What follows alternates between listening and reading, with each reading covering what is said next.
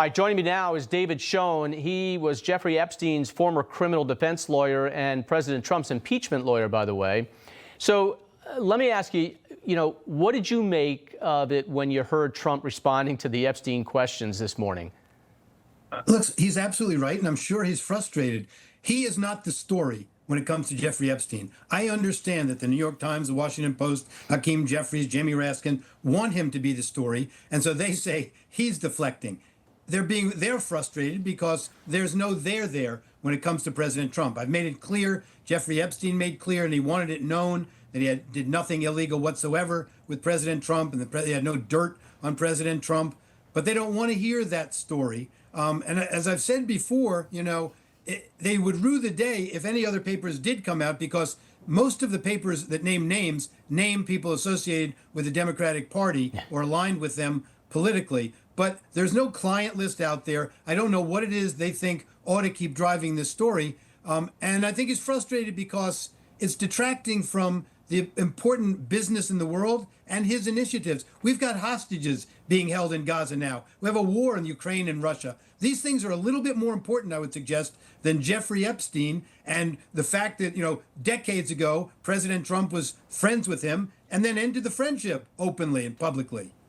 Yeah, well, they're just laying breadcrumbs for the media to follow, so they don't have to talk about any of the successes that Trump is having. Ghislaine Maxwell, she met with the Deputy Attorney General today and yesterday. What could she have that hasn't already come out in all these trials and discovery? I mean, what's this about? Yeah, I don't think anything, but look, I appreciate and respect the initiative President Trump has shown in complete transparency. So if there's an avenue to go down, he's agreed that they should go down it. I'm afraid that prolongs this story, though. Maxwell's attorney has taken the position that she was never approached about any plea negotiations. No one ever questioned her before and all that. I mean, if that's true, then the question would be for the Biden administration, why is that true? This was a major case in which their primary focus would have been on Jeffrey Epstein and his activities.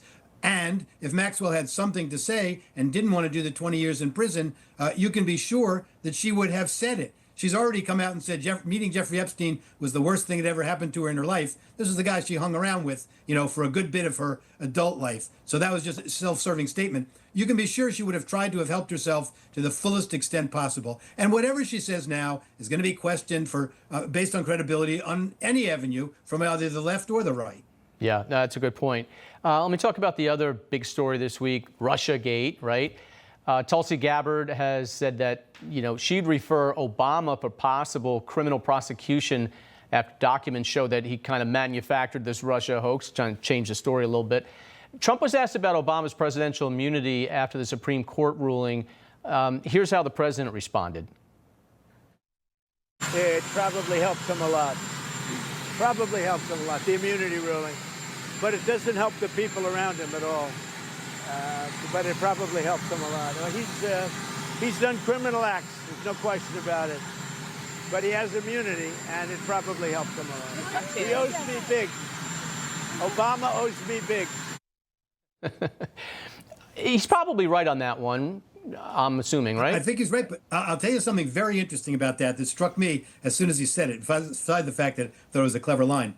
According to the Democratic theory in the second impeachment trial, which was upheld by a vote on jurisdiction, President Obama could be impeached based on that conduct. According to the House managers, it's in their brief, George Washington, Abe Lincoln could be impeached. It's not, I argue that impeachment requires the person still to be in office, since the remedy is removing him from office. They rejected that fully in their brief, and the Senate.